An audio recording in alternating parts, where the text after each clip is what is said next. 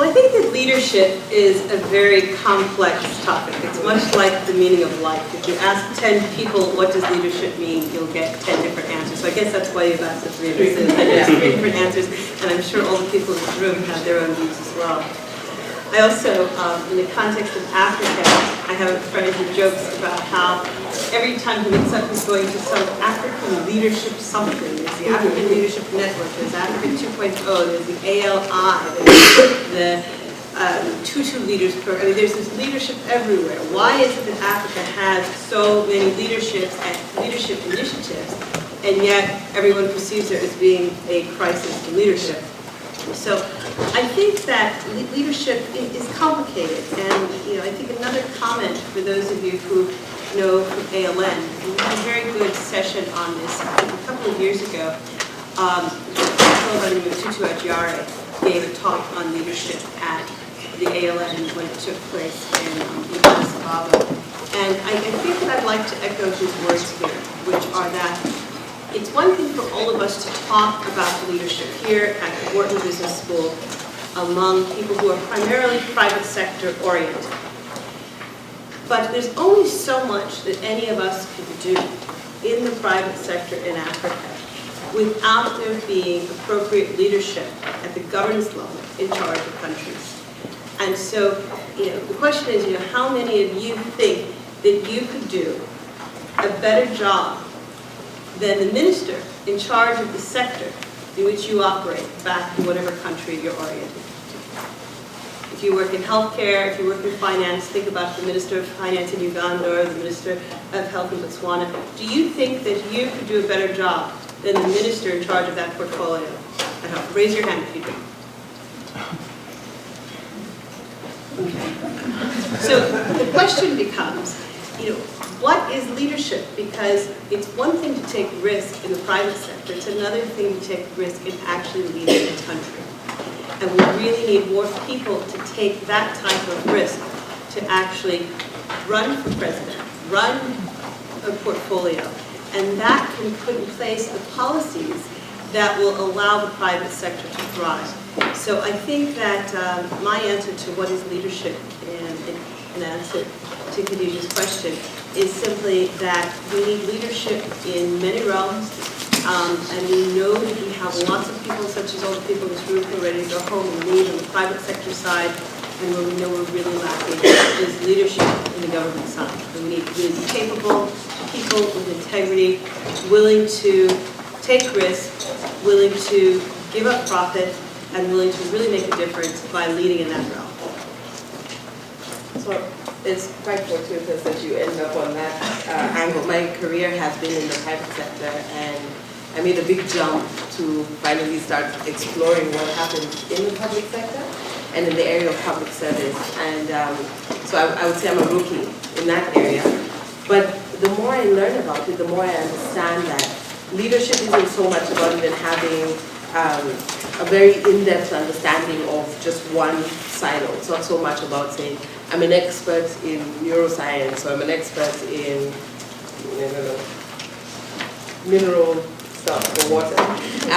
But it's about understanding that you have a vision for something. So for those of you who said you could run that ministry a little bit better, you know why you're passionate about that area.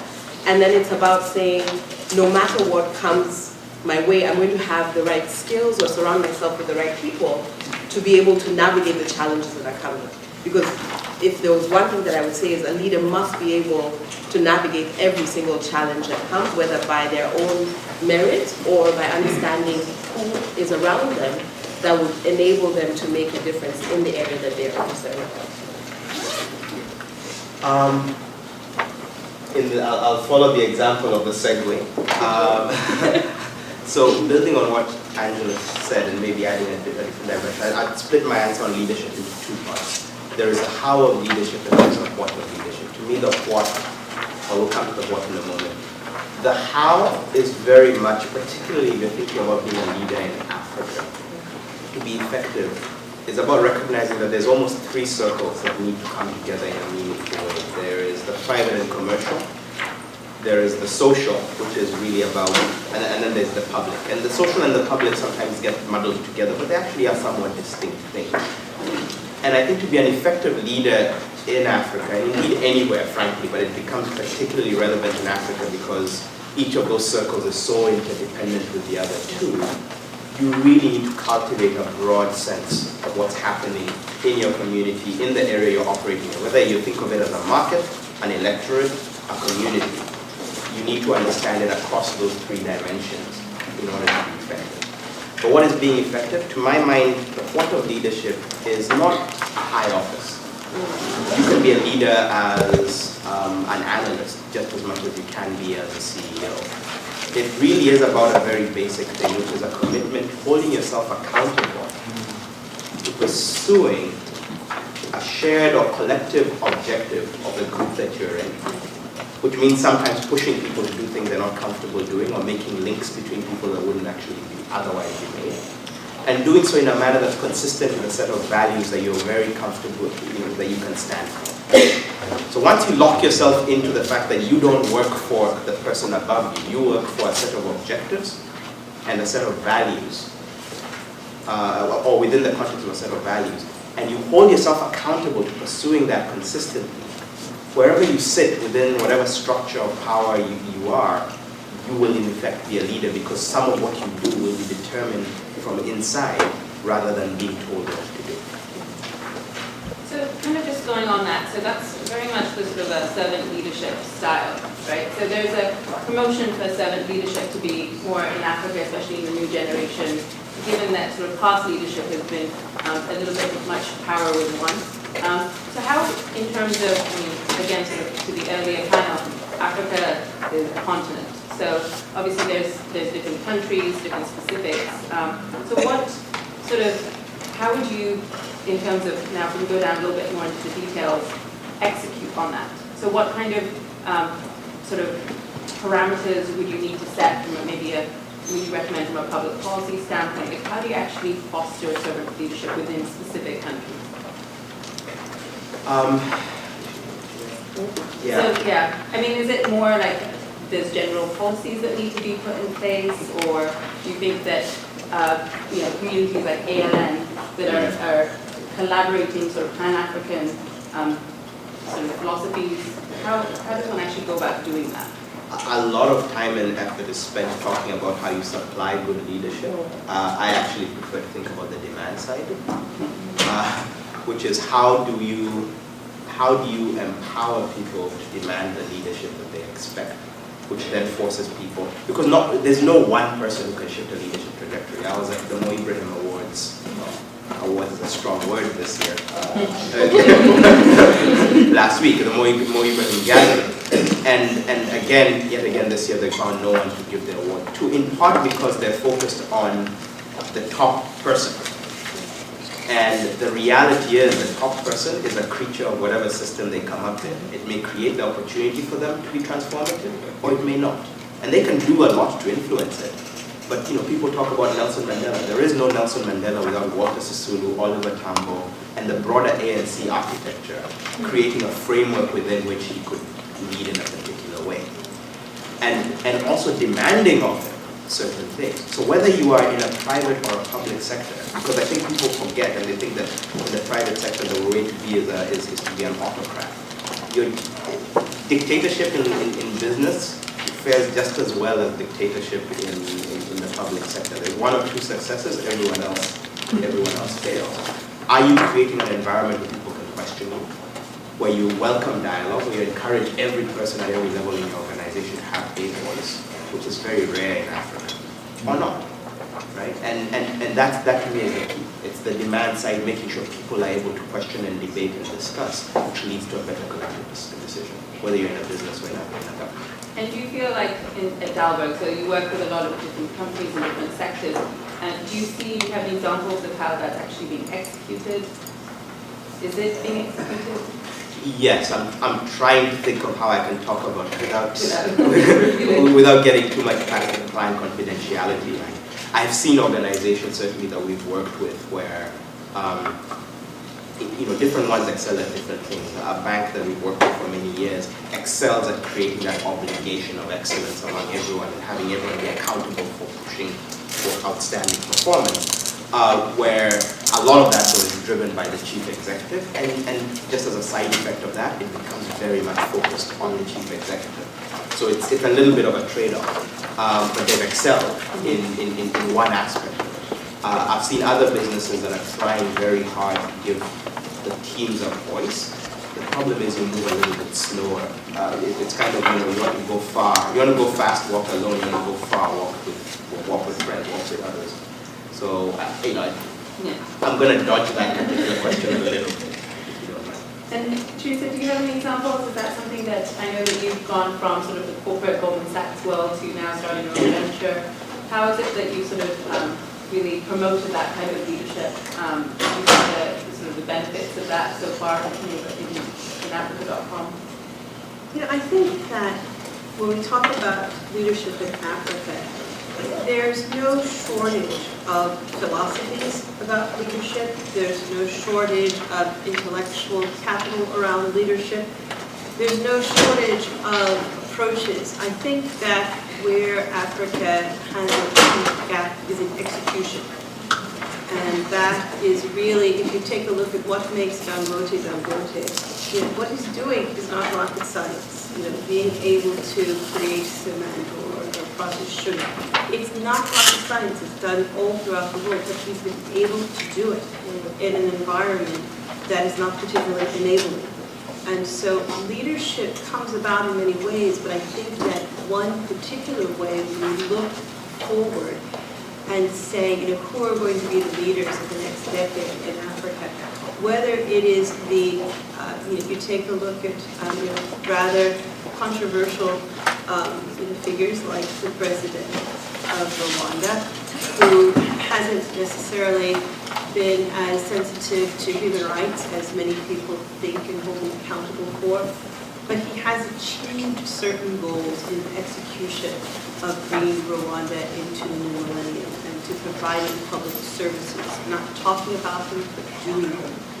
And you look at what's happening in public sector, private sector, social enterprise, but being able to surmount whatever obstacles may exist and actually achieve, I think, is what creates leaders in Africa today.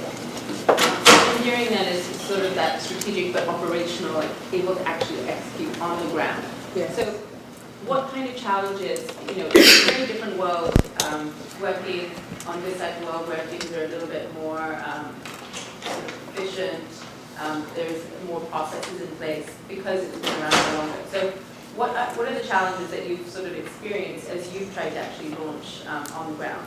So giving sort of the group a little bit more of the, I would like to go and do X. What are the things they're going to face to get faced with? Yeah, I think you make a good point in that it's one thing to scale an existing organization and to start off as a junior person at AT&T, at Goldman Sachs, at General Electric, and to figure out how to navigate your way into the leadership position.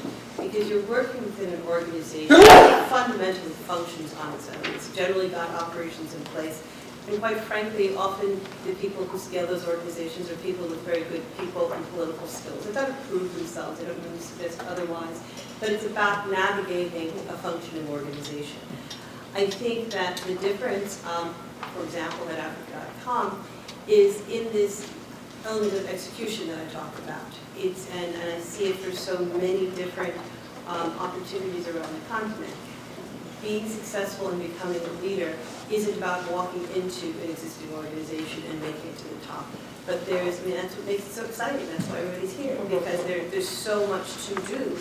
But that so much to be done means actually creating the next GE and creating the next Goldman Sachs, which is a much, I think, harder task than scaling an existing organizations. It requires a different set of skills. It requires you to be resourceful. It requires a lot more problem solving. You've got to understand finance and cash flow. If you're running your own company or creating that company or taking over a young, new, small company. So it requires, I think, those people who are heads of those organizations, the people in this room who 10 years from now will be the head of whatever it is they do, I think they will have a much broader and deeper skill set than their peers who are running similar organizations in the West, because they just had to in order to make the entity work. And Angela, I'm sure you can sort of add to that Yeah. as like the recommendations you've done sort of with your talent management strategies. What is it that you actually put in place when you are making these recommendations? So even beyond the talent management strategies, because that's really advising more often than not the top of the organization. But when I do interact with the people within the organization, it's actually about having a conversation with them saying, you start building your leadership capabilities now. In the African context, it's very normal to have somebody in the office who's the office assistant who might take your cup of coffee and wash it, for example. How he or she manages his process of picking your cup and washing it and putting it away could be very effective in terms of him understanding how to become a leader, or it could just be, I'm just the guy who washes the cups.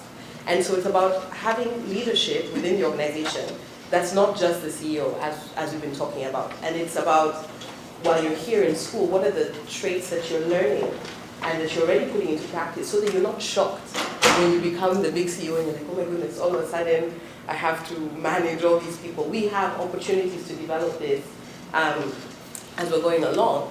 And so it's about having demands from yourself and surrounding yourself with the people who share those same values, those same leadership values. So I know we're not going to talk too much about what the African Leadership Network does or Africa 2.0 or any other leadership initiative on the continent. But the reason why they are important is because you start to surround yourself with people who are willing to have the conversation before I become minister, before I become cabinet secretary, before I become the president. Am I understanding what leadership means? Am I understanding what it takes? So having started my own business, for example, was very different. So I started, when I moved back to Kenya, I worked for PricewaterhouseCoopers. And it was great because it's a big name, and it was a perfect segue back into the market. And I thought, I'm going to get all the skills, and I'm going to get the Rolodex of everybody I need to know, and then I'm going to be a big shot consultant and make lots of money. And yeah, I didn't make lots of money. But I learned a lot, because when we were on projects, at least at home, the teams were much smaller than they might be in other places. And so you had to do everything. You had to do proposals, you had to run to the printer, you had to go and understand how tendering worked, you had to talk to people in the government, and it wasn't just, you're an HR practitioner, do you know how to do benefits and salary surveys? And so why that was useful is when I started my own company, and I needed to start hiring people, I found people would say, I only do website development. I'm like, well, we just can't hire you then, because you don't have enough breadth. You're not ready to explore more than that. You're not ready to understand how to go out and look for content. You can develop the website, that's fine, but I really like to populate it with stuff as well. And so as an entrepreneur, it was very, it was great that I was able to learn the skills that I required, so that when it was time for me to hire people or give advice practically on how to do something, I wasn't talking from a textbook. I wasn't talking from a case study that I went through in my business 101 or whatever course. It was from practical experience. And I could say, I know how to now read a balance sheet. Yes. As a sociologist, this is a really big deal, understanding finance, so it's a big deal. And that's what leadership is about. It's about saying, I don't know everything right now, but in order for me to be effective, I need to learn how to do what is required for my organization. So in terms of a difference, then, one thing that in order to operate really, in the emerging markets, it's not even just Africa, it's generally emerging markets, resourcefulness and being able to not be defined by a specific role, but really grow with the change and adapt to your environment is really an important key leadership trait. You mentioned ALN and Africa 2.0, these emerging leadership networks. So there seem to be now more and more turning up on the continent, and again, all with a sort of leadership title. What is it that they are really addressing, and are there still areas that need to be addressing? Why are all of you part of this network? I think the answer is right in the word network, which is useful at a couple of different levels and dangerous on one. It's useful in terms of just day-to-day effectiveness. Hey, I go there because I meet clients and future recruits. Hint, hint. That's one aspect. There's another aspect that says I go there to learn and be aware of what's happening, who's thinking about how things might shape my space.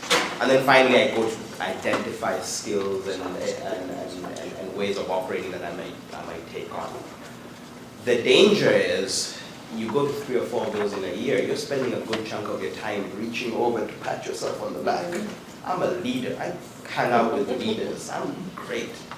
And people are coming on stage to tell you you're a leader. You spend time with leaders. You are great. And very, very often the thing you're forgetting is that leadership, particularly in an African context where so much is uncertain, is about being in the weeds of your business, right?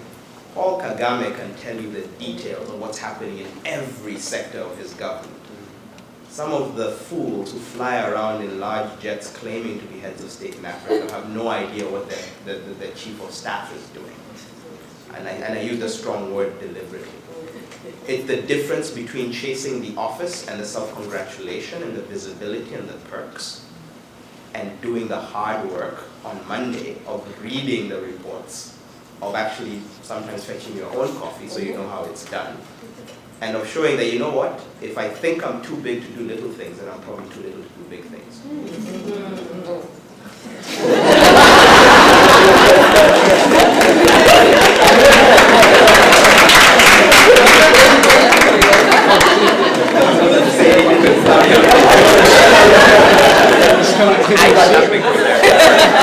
I don't know if anyone has anything.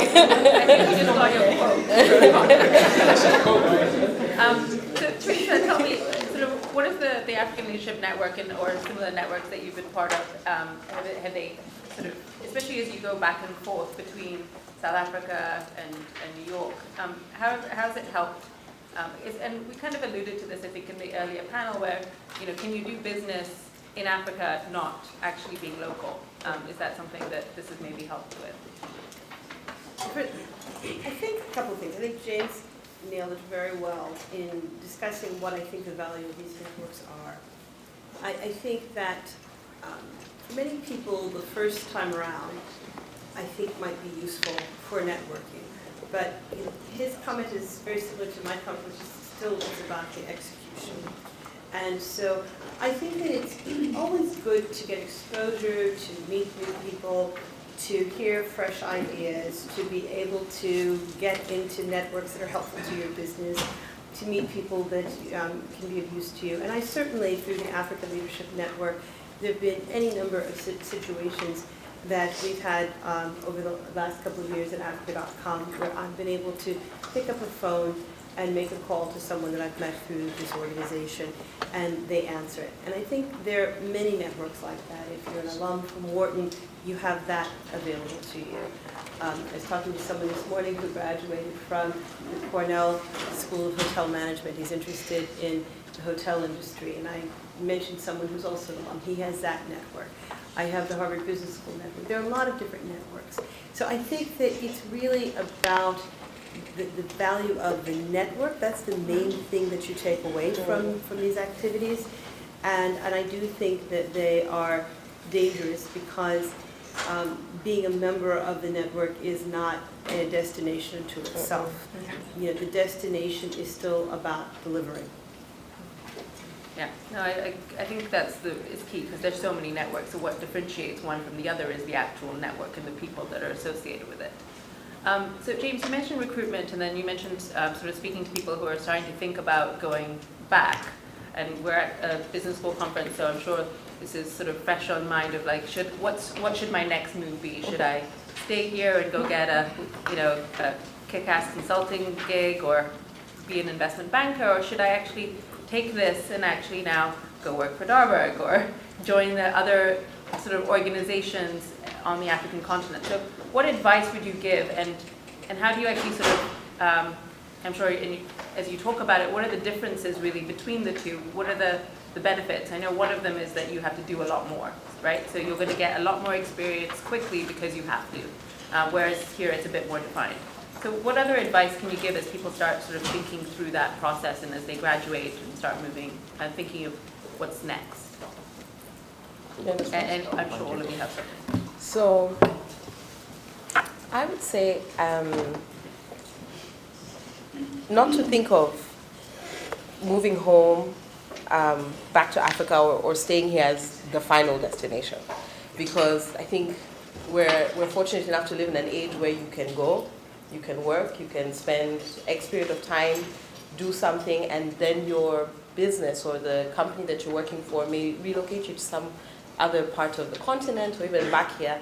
And we're fortunate enough because the world is literally a village, just one little village.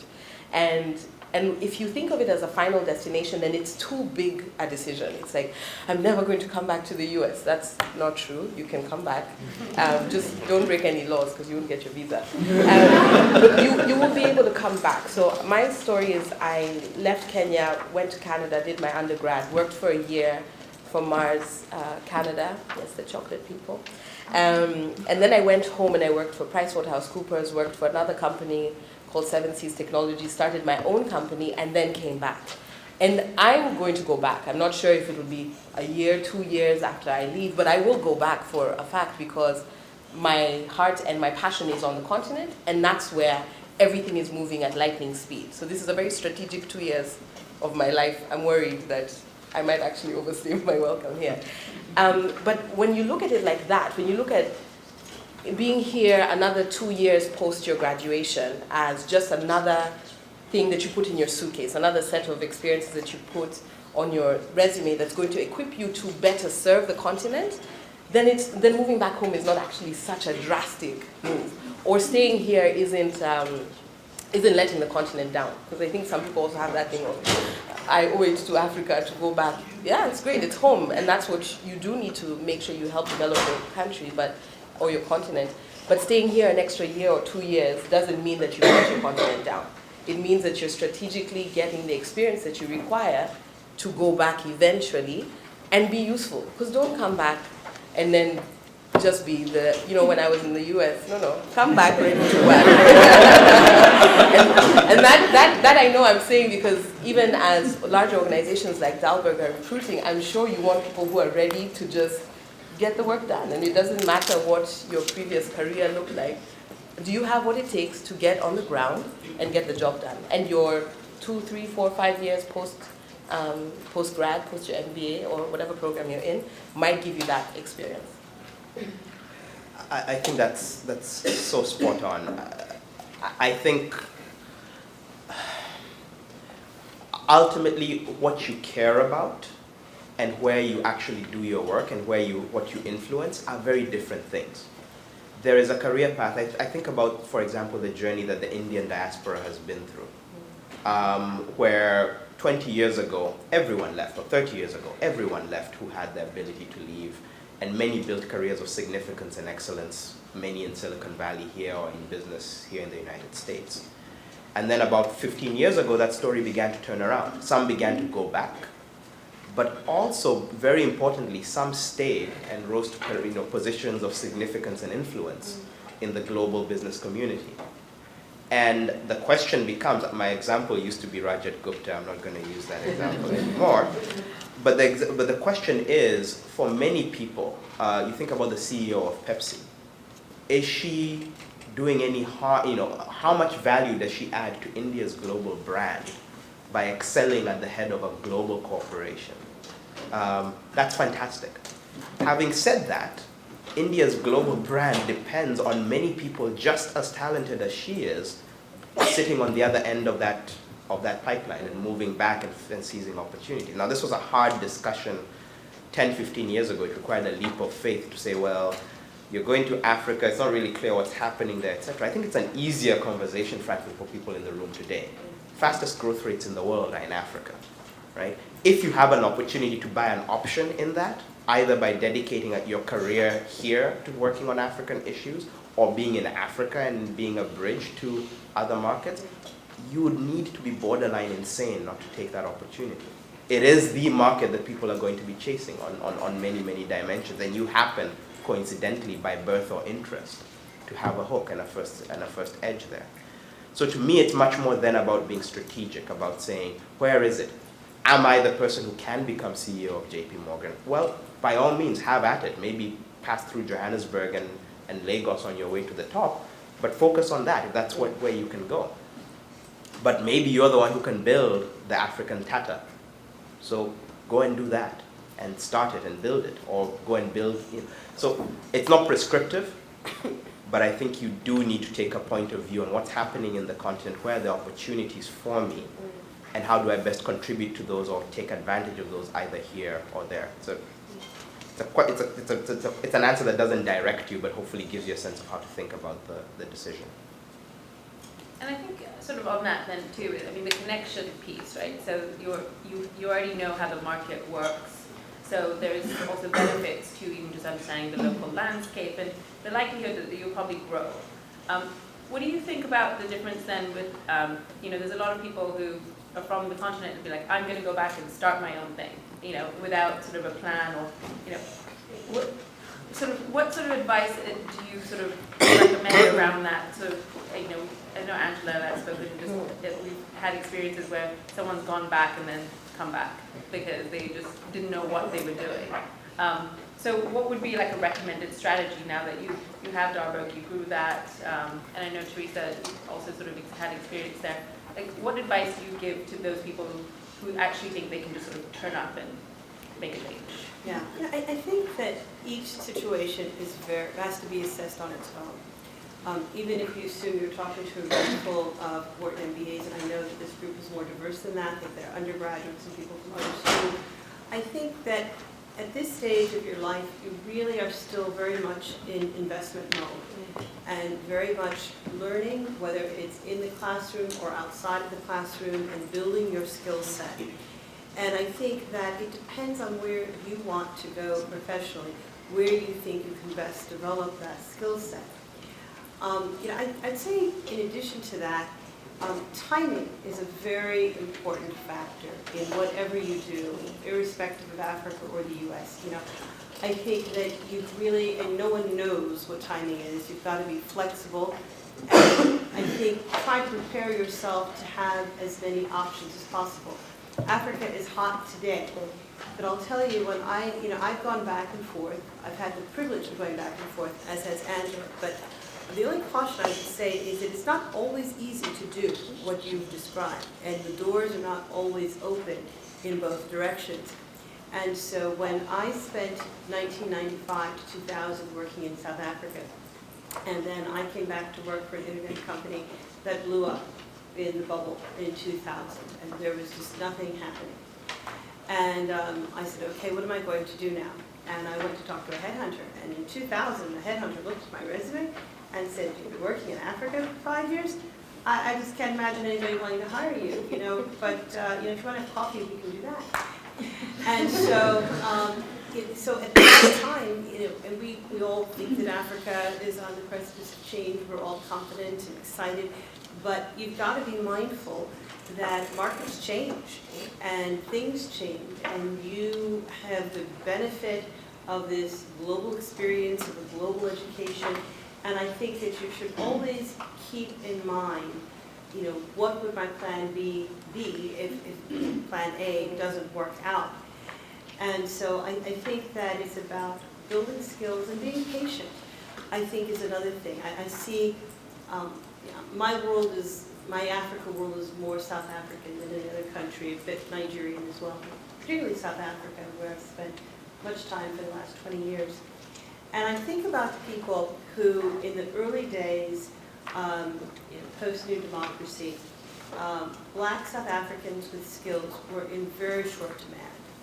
And people, young people, if you had a Wharton on your CV or any kind of Western institution, you had jobs galore thrown at you.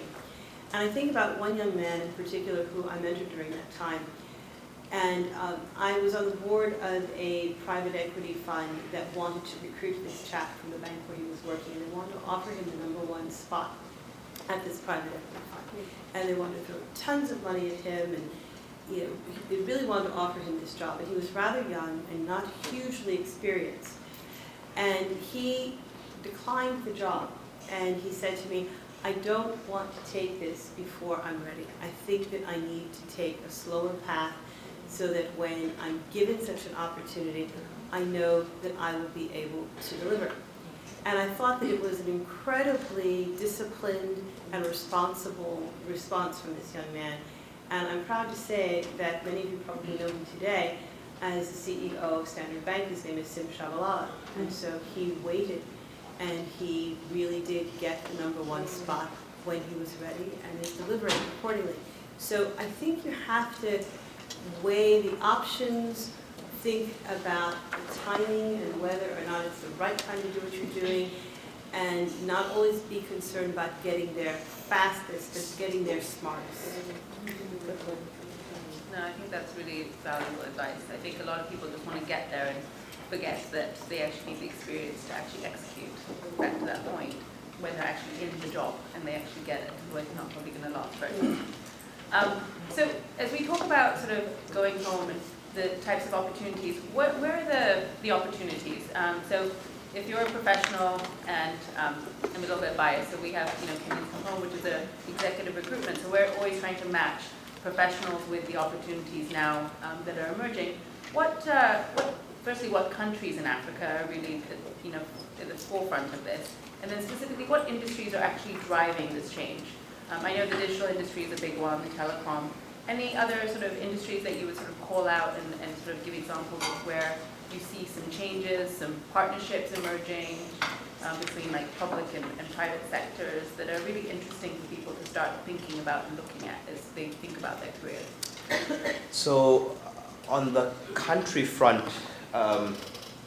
there's a few countries that are drawing a lot of private sector attention and momentum.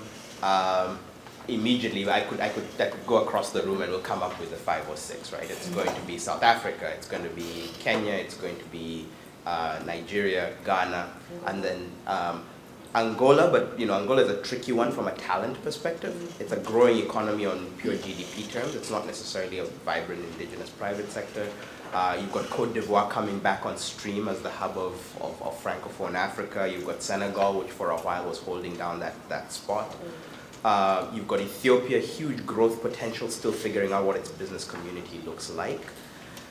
But very quickly, in most country screens, these are the countries that will more or less come up. And I think, if you think about sectors, again, very quickly, there's a huge opportunity in the whole farm to fork value chain. So agriculture, agribusiness, everything happening there. Doesn't necessarily mean you have to be a farmer. There's many, many things around the continent that's hopefully going to feed the world over the next 20 to 30 years. But I think an important point there is then asking yourself, what are you looking for? Again, in Nairobi, there's a story of multinationals using that as a jumping off point. Nairobi and Johannesburg are the main points for that. You've got Nigeria, you've got a lot of homegrown large companies starting to really get to scale and be starving for talent and looking to grow. Ghana is an interesting story in terms of just being, not as fast moving as some of these others, but having laid up, what seems to be a very, very stable base and the growth of the oil industry. But again, you just need to pick your story and understand the trade-offs that are inherent in each of those stories, including going to a country that's off the beaten path and being the one actually beating that path. Right? Exactly. You're so quotable. Do you have anything to add to sort of industries that are? I'd love to hear your thoughts on the digital industry. There's so much that's going on there that here it's sort of now a given that you have Silicon Valley and all of the things that are coming out there. But in actuality, there's a lot happening on especially I know just from being in Kenya, there's so much that's happening in Kenya that is now being used as the pilot to what they should sort of be implementing outside of that. So any sort of thoughts around that specific industry and the people coming to that? Yeah, I think if you take a look at how the digital industry has developed globally in emerging markets, the good news is that the U.S. is a wonderful test ground for certain models.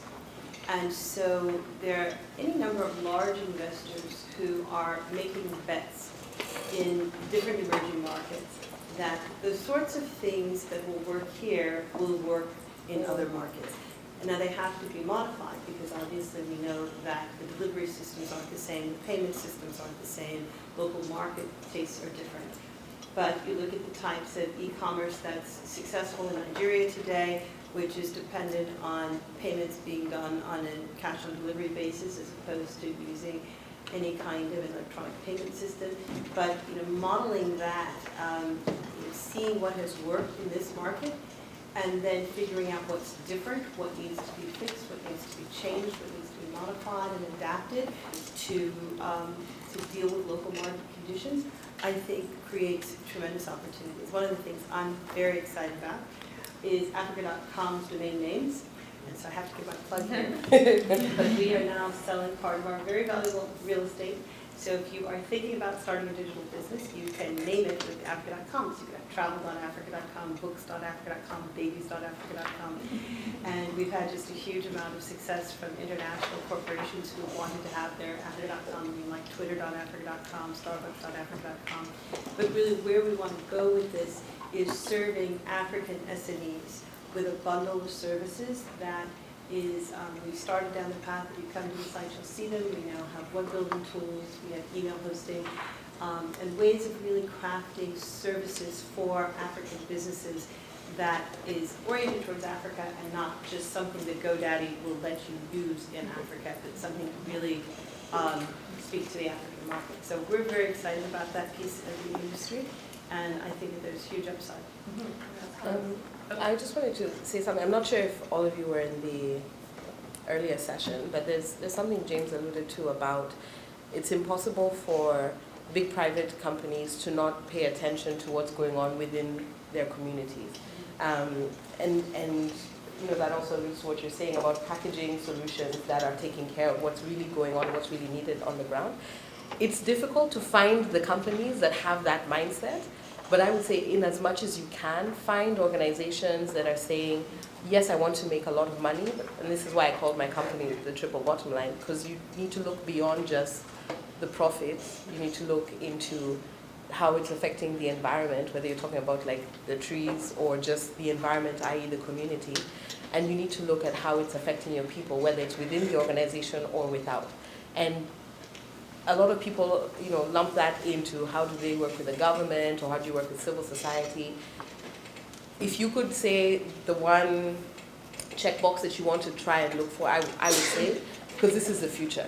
The companies have to start engaging a lot more with the community and finding ways to service the needs and meet those needs. Meet water needs, as you were talking about earlier, meet power needs, meet health needs, and that's where everything becomes innovative. In Kenya, there's a lot of mobile apps being developed now about mHealth. How do you provide access to health information via not even a smartphone, just a phone? There's one that I love, which is about cows. And how do you help dairy farmers make sure that their cows are healthy by understanding at what point in time they need to medicate the cow. Those are solutions that are affecting real issues on the ground, not for the MBA school population, but for the bulk of the continent who needs those services to be able to upscale and upgrade. So if you're looking for opportunities, that to me is probably the most sustainable area to look. And I think it's about hyphenated models, right? It's about recognizing that there's a big technology space and a big financial services space or whatever, but also that the opportunity is in agriculture in a rural population. So your part of applying the technological insight is saying, all right, what is it that a farmer needs that they're not able to get on their phone right now? How do I get into that? A plug to make is that there's huge opportunities also to completely invent sectors, right? We've got a lot of pre-incumbent space in Africa. There is no Walmart established. I mean, Walmart is trying to be Walmart in Africa, but the same dynamics that have made it increasingly difficult for Walmart here actually going to be even more potent in Africa, where they don't actually already have the big box store and the loyalty. So if you figure out how to sell and deliver and service customers online, that's a huge opportunity, because you know that naturally consumers seem to gravitate in that direction anyway. like with cell phones, leapfrog, right? Figure out how you're going to deliver products to people on the ground, etc. The last point, I think, Angela's point that really resonates, M-Pesa started as a social responsibility idea. It was a small project by Safaricom to say, well, let's see, maybe there's an opportunity here for us not to lose too much money while doing good for society. Equity Bank started off largely with donor money or development finance money, targeting the BOP consumer and saying, maybe there's an opportunity to at least not lose our shirts while lending to the poorest or to farmers or to certain kinds of people. The big opportunities will very, very, very often be lying hidden in the development agenda of the countries we're looking at. That's where the big scalable opportunities are. So in terms of sort of what I'm hearing as the theme in terms of as we talk about next generation leaders, is really, folks that sort of hold themselves accountable, and not just accountable to their organizations and their actual business objectives, but to the environment that they're actually operating in. It's making sure that they're adaptable. They're not just sort of laser focused on just one specific skill, but being able to really embrace making sure that they get the right experience before they actually basically say that they're that leader. Is really, it's taking that humble approach to, I need to get all of this experience in order to be an effective leader. Any other sort of things that you guys want to add before I sort of open this up, I think, to questions? I'll simply say that I think that being a leader, if we define leader for purposes of this discussion to private sector, which I think most of you are here to discuss, I think that there is something special about being a leader in a country that you come from, in the private sector, in an environment where people generally don't have a lot of money. And I think that it's very important throughout your career as a young leader, as a middle-aged leader, as a small company leader, as a large company leader, to figure out what your strategy is to have a broader responsibility to the community, to the country, because many people will come to you as soon as you're seen as being successful in an African country. There are the familial requests that you will get, there are the community requests, and I think that it's important to have a clear strategy as to how you can help create jobs, how you can have an impact. And it's something that every commercial leader in the U.S. doesn't have to do. Big companies have their corporate social responsibility programs because their stockholders require it. It's really, oftentimes a big PR move. But it's very real. It's very real when you are on the ground in Africa and you are making money. So I just encourage you to keep that in mind and to try to do it in a thoughtful and strategic manner that allows you to not be distracted from what your main goal is, but at the same time figure out how to have thoughtful and impactful corporate responsibility as a private sector leader. I would say don't try and do it by yourself.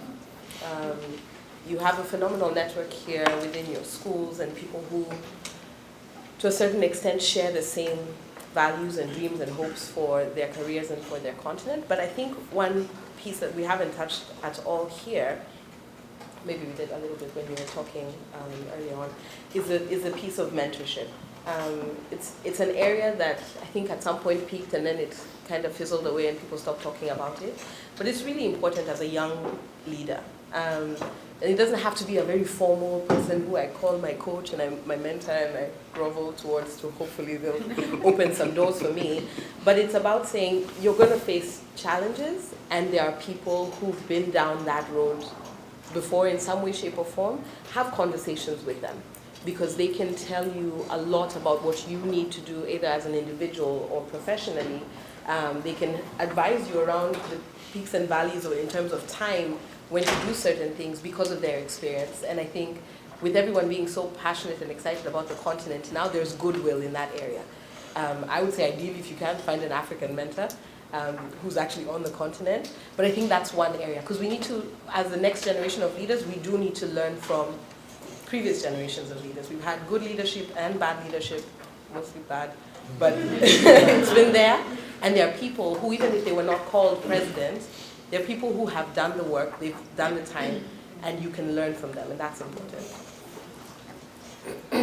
I think my last observation, we didn't get a chance to talk about, at least touch on it explicitly, but in an environment that you'll be going into where many organizations and institutions have flaws. They are ageist, they are sexist, and they are they will have certain values embedded in them. It's going to be a real challenge for you to figure out how you engage constructively with people while at the same time starting to plant the seeds for charting a different course when you're in a position to make decisions. Because I'm very shocked to find some of my age mates who went into some of these environments who are now just as ageist, just as sexist, and just as self-centered as the people that they complained about when they moved into those roles. So, I think it's sort of like protecting what you believe and not just absorbing the environment that you're in. Yeah. So I think I'll open up the questions. I'm sure there's lots here. Sure. Thank you so much. I wanted to. You might be Sorry, my name is Mike Conway. I'm from Bridge International Academies. We do low-cost education in Kenya. And so lots of what you've touched on has been very relevant to our business. One question I wanted to ask is the case to be made for leadership in government. James, you said it would be borderline insane for someone who comes from the continent and has made success in business here to not think about going back. But I think many people would still say it's borderline insane to think you would go into politics. And I wonder how you guys view the pathway for better leadership in government to create the ecosystem by which the African Tatas, the African Samsungs can emerge. Because right now, in many countries, the environment for small and medium enterprises and the ease of doing business is still very difficult, and it doesn't seem to be making as much movement as what you see in the private sector and the business approach. I think my quick answer is it is a challenge. I think it's getting a lot better than people acknowledge, in that while we have our fair share of scoundrels at the very top, and frankly, our fair share of scoundrels all the way down, there's many countries in Africa where there's a genuine effort, and we have the privilege and opportunity to work with many such people, just people trying to effectively manage government. And I think there's a conversation that's not getting as much attention around just management excellence or improvement of management of African public sectors, where you really are seeing now policymakers who know a little bit about what they're trying to accomplish, and regulators who have a bit of a view on what they're trying to get done. So it's getting better, and part of improving it is creating a space of constructive dialogue that's not about preferential treatment for my business, but about an environment for business. So you go into the room with your competitor to have the discussion with government about a sector, rather than, hey, can we do something special that exempts me? So business, at the end of the day, people complain about corruption in Africa. Let's be very clear. For a bribe to be paid, someone needs to be willing to accept a bribe, but most people in the world will have a price at some point. The real difference is, are you willing to pay the bribe? And that's a private sector issue, right? African governments are hugely corrupt in many cases because the private sector is too lazy to figure out ways to do business the right way and prefers to do business the easy and short-term way. And actually, just to that note, so I mean, the urban population in Africa is going to grow like 1.23 billion by 2050, and obviously that means that public resources are being constrained. So the private sector is now starting to take on that role. Is that something that, what are your opinions on that sort of, that course of action? It's sort of, I think, a little bit, you mentioned that there has to be maybe like a combination of forces. I think it's, in the interim, it's almost like a stopgap, right? It's something that's happening because you just can't leave those needs unmet. But I think if we're looking at the long-term view of the continent, public sector has to start considering some of these things not so much as commodities, but as rights that the people have to get. In this day and age, for real, we shouldn't be talking about an inverted, So when you the pyramid. When you're looking at, for example, the education sector, I took a look at it in Kenya briefly, and you might agree with this. We start really broad-based when it comes to just daycare, hanging out, playing around. And then it starts to shrink drastically as they go to primary school, even though we have universal primary education. Then it does this for secondary school, and then it becomes almost like this single thing where we should not have that. But there's only so much that the private sector can do, and that needs to start becoming a public sector or a government responsibility. So I think it's a stopgap measure, it's fine, but we need to force that conversation as soon as possible. I think the thing I would say in answer to this question is I'm quite sincere when I hope that somebody in this room will be inspired to run for president of their country. I mean, when you take a look at it, it's really very doable. I mean, African countries there are many countries that are quite small. Not every country is Nigeria with a population of 160 million. There are many countries where the populations are 5, 10, 15, 20, 30, 40 million. And you take a look at the age of the average African president, and then you take a look at the age of the population. And pick your statistic that, everyone's heard some statistic that, call it 50% of the population in X country is under the age of 15, 20, 25, whatever. And so getting people registered to vote, getting young people registered to vote, and then capturing the majority of that electorate is really something that is quite attainable. And I think that anyone sitting in this room would have access to election strategists in the West, which we spend tons of money, as you know, in these countries here, trying to win elections, a lot more than is often spent in trying to win elections in African countries. And so I think when you look at this disparity between the age of most sitting presidents and the populations, I think that there's a huge opportunity to actually make that change. I think we're going to see a wave of change, and it would be wonderful if someone here would lead that effort.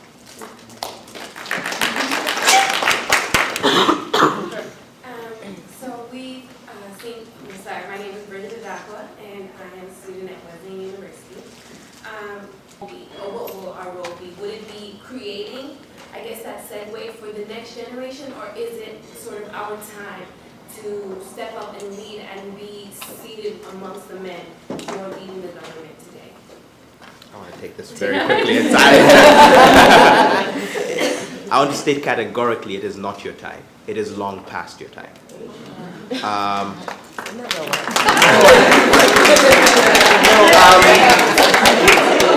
Just to be very, very clear, in our own team, this is not theoretical. So our Africa team is headed by an amazing woman based in Dakar, Maji Sok, who left Deloitte, started her own business in Dakar and then merged into Dalberg and now heads our Africa operation. One of the most inspirational people I've come across, and a tough manager. And she's not a rare exception of the top leadership of our Africa team, among those drawn from the continent. Indeed, across the board, both from the continent and beyond, it's majority women. And what we're finding is, as with any strategy, what you try and do is find the market opportunity. And if people are underpricing a certain kind of talent, then guess what? It's available at great valuations, right? So you're able to build an outstanding group of people. And actually, what you're finding is very, very often, even in the companies we're working, many of the actual decision makers who are getting their hands dirty and driving the work are women. Right? Some of them are the visible CEOs, but very rarely is it the CEO who's really going to drive change in an institution. So I think at the end of the day, there's a lot of opportunity that people are not necessarily recognizing. And frankly speaking, for myself as a manager of a business, and speaking to other people here who will be decision makers in business, and whether you're male or female, it's a huge source of opportunity to really create an environment where women, whether from Africa or anywhere else, can be successful and can build long-term careers, because it's probably the continent where the women carry the most economic power today, particularly at the mass market level. You'd be foolish not to build around that. Can I just add to that? I think a really important thing is women need to show up, because we're kind of still back here in the conversation of, am I allowed to? And it's not about whether I'm allowed to, and we're not waiting for governments to put in place quotas that we now need to start fulfilling, and then we don't show up. I saw this during the elections in Kenya. There is a set quota, but that number of women did not necessarily run for positions. So the positions were there, and we can talk about all the social issues in terms of the community support and whether they believe they're supported enough to do that. And those are the issues that need to be addressed, as opposed to whether the opportunities are there or whether there's a need for African women in that space. So I feel like we need to just show up and say, I'm here, let's get the job done. And understand that you're going to rough and tough it. You're going to go head to head with people who've been there for a much longer time, aka the men. And just be ready to do it and to do the hard work, because African women have been leading for a very long time. They just haven't been leading the government, right? And that's another thing that we need to start looking at. If you look at women in the communities, they are the leaders, and they are, as I said, controlling a large part of the economic, or at least the purchasing decisions in the mass market. I'll make one more comment about women leaders, and that is, I take a great interest in Joyce Banda. I think that Joyce is a very different type of women leader. She's quite different from an Angela Merkel, a Margaret Thatcher, a Hillary Clinton, and Ellen Johnson Sirleaf. She's a woman's woman, and if you've had a chance to listen to her, she talks about her struggles as a woman. She talks about getting divorced. She talks about raising her children on her own. She talks about, in particular, I liked her story. I had an opportunity to interview her earlier this year, and she was talking about how her daughter came to a school in the U.S. and they had really tough times after she was divorced and she didn't know how to pay her daughter's school fees. And her daughter went to, I forget what school it was, the one we know, University of Maryland or someplace. Sorry? Graduated. Okay, very good. And apparently there was a place where they put on the wall the names of all the students whose school fees weren't paid. And her daughter's name was put up there as someone whose school fees weren't paid. And Joyce came to visit the daughter for like a parents' weekend, and the daughter was quite upset because she said, "Mommy, I'm so embarrassed, I mean, how could this be? I'm listed with all these people," and she was crying. And Joyce said, "Look, you came here to get an education. You don't worry about what people say about you. You've been watching too much Oprah, and get over it." And so I think what Joyce does for me is she also shows the evolution in style, that African women don't have to try to be like men. They can be women. She is a woman's woman. And that for me is very exciting to see. I think that's really when you can tell that, I think the private sector here, particularly in banking, it started off, women used to wear these suits with these little silly bow ties in the 1980s because they had to look like men. And it took time for women to find their space where they didn't have to emulate men, but could be women. And I think that Joyce is leading that charge as far as women leaders in Africa, allowing women to be women. Sure. So my name is Karine Kwasilou. I'm from Côte d'Ivoire, and I'm working in the Ivorian Business Confederation, and I'm the head of the Economy and Financial Department. I have a question for each of our panelists, so I will start with James. So James, we're just talking about efforts to bring together and mutualizing efforts and increasing the dialogue between the public and the private sector. So what is your point of view about the role that specifically the business association can take, and also how to make them be more effective, more credible? And Angela, so I've seen that you work with SMEs in Kenya, right? So from your point of view, briefly, what will be like a brief summary of what for you will be SMEs more successful in Africa? And finally for Teresa, what are the, let's say, the communication mistakes that our countries, African countries, are still continuing to do, and which needs the you not like? The details people have to do. So we have just about 5 minutes left, so maybe we can sort of shorten it and then we can continue this, the rest of the questions. Great. Very quickly, I think aggregating the voice of business is important, because business speaking together, particularly when you're advocating purely for an individual company's interest, but for the view of the private sector, is one of the key ways to create the demand for good policy and good regulation, for example, from government.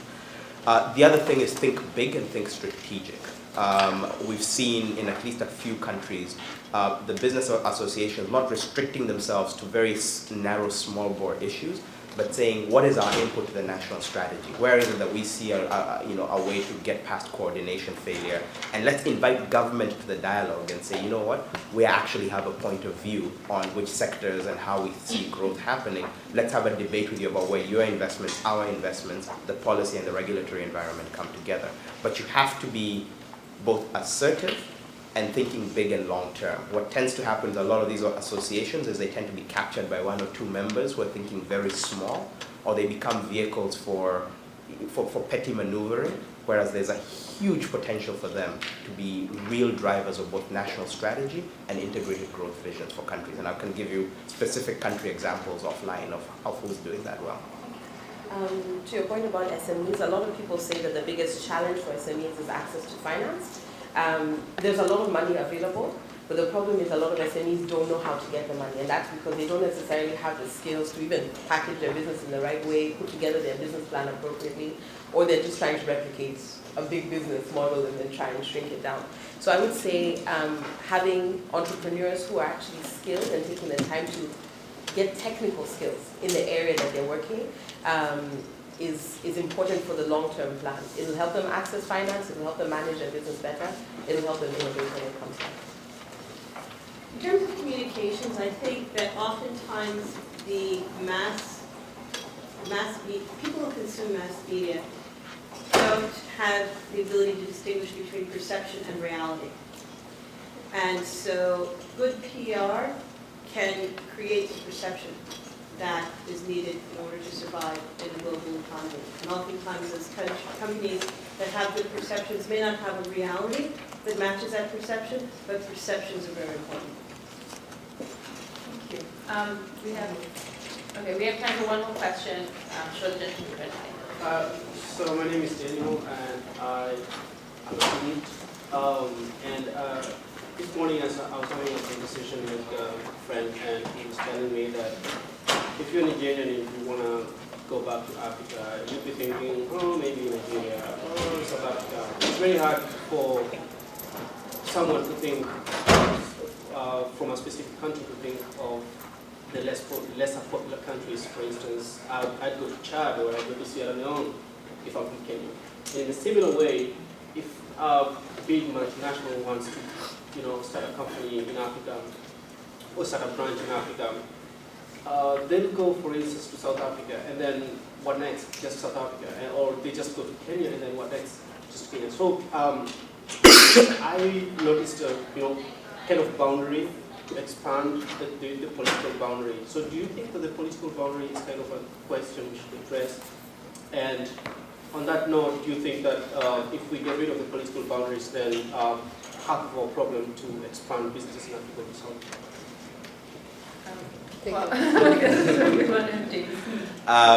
Look, let's be realistic. We can barely agree the fundamentals of tariff alignment across countries. No. We've seen what happened. Look, at the end of the day, do we need to think more regionally, and is there room for more regional integration and harmonization? Absolutely. Is some of that happening to varying degrees in different parts of the continent? Absolutely.